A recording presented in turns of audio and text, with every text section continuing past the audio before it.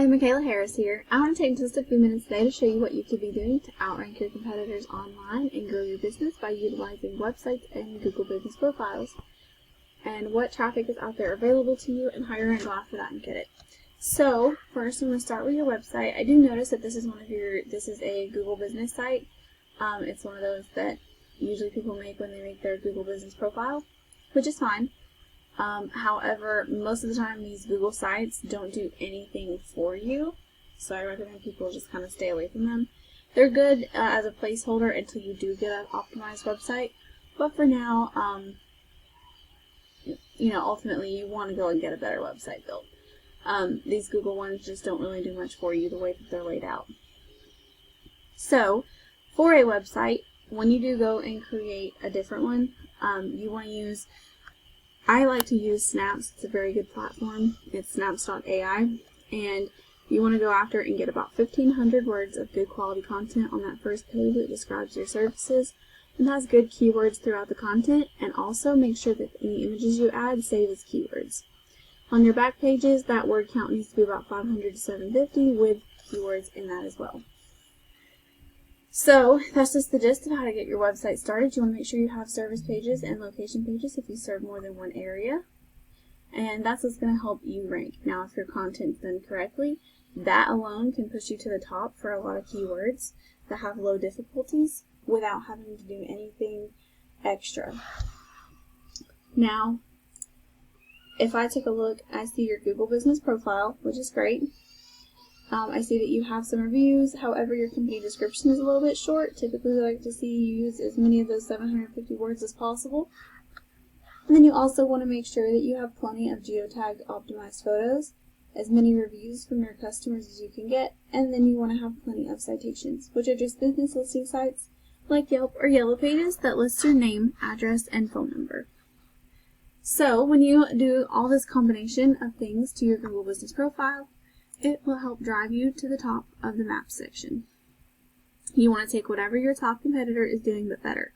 So eventually you want to get more reviews, you want to get more photos, you want to get more citations, and that's going to shoot you to the top of the maps. Now, as a potential customer, if I'm searching landscaping in Melbourne, Florida, and I chose this one because it was the biggest city in your area. Now that's important. You want to get a city that has enough volume to supply your business's needs. So I just went with Melbourne just as an example. But as a potential customer, I'm going to see the top 3 in maps and that first page of organic URLs. 9 out of 10 people will never click this second page, and most people won't click more businesses. So you want to be as easy for your customer to find you as possible. The Google websites won't rank. I know that sounds a little contradictory that a Google website won't rank on Google, but they're not made to. They're just, like I said, they make good placeholders until you get a better website. You also want to be in maps because some people will never get on here and look through these URLs, but the closer you are to the top, the higher chance you have of being clicked on.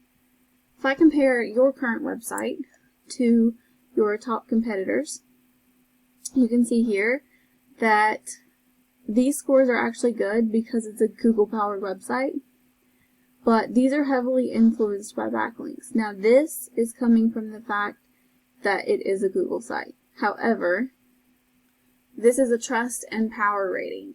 Now, it's very trustworthy because it is Google, but it doesn't really have much power, and that's because there is a lack of backlinks here. Now, backlinks are just other websites that point back to yours. We're not seeing any keywords. This is how Google knows what your site is about and if it's relevant to a search. And you're not really generating any traffic. So this is just, like I said, a placeholder. It's not serving you the purpose that it needs to. Now, if I take a quick look at your competitor, these are his keywords.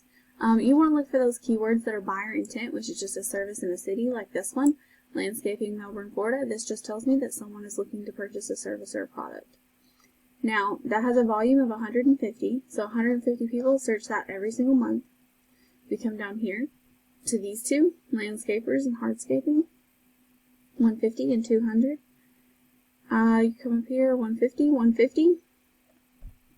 All this tells me is that there are hundreds, if not over 1,000 people just in Melbourne alone that's searching for your services. And with the fact that you serve an entire county, you can utilize the search volume from each different city by utilizing location pages and treating them as miniature home pages. Now, the next important thing I want to show you is if you branched out to your nearest big city, which is Orlando.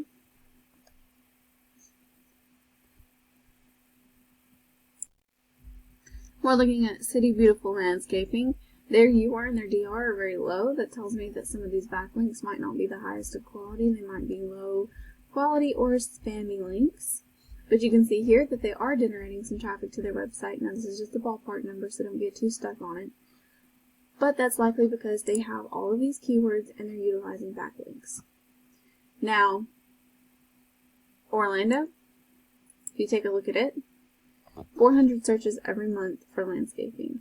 You come down here, you add the FL to it, you've got 150, 100, 250, 100, 150, 150. You add all those together and you have well over 1,000 searches in Orlando alone. And that's just for landscaping, so that's not for pavers or patios or anything like that. Additional services that you offer can have their own service pages and rank for those words separately. So ultimately, there are thousands of people searching for your services every month. A bunch of them are from Melbourne, but a high quantity can come from Orlando as well. So depending on what you want to do with your business, you can stay in your area, you can branch out to Orlando. But either way, there is still a ton of volume and traffic out there for you that you could be utilizing by having your website on the first page. So again, you want to make sure you get a well-structured, optimized website, and you want to optimize that Google business profile. That's how you're going to bring in the most amount of customers. I hope this information was valuable, and I thank you for taking the time to watch. Have a great rest of your day.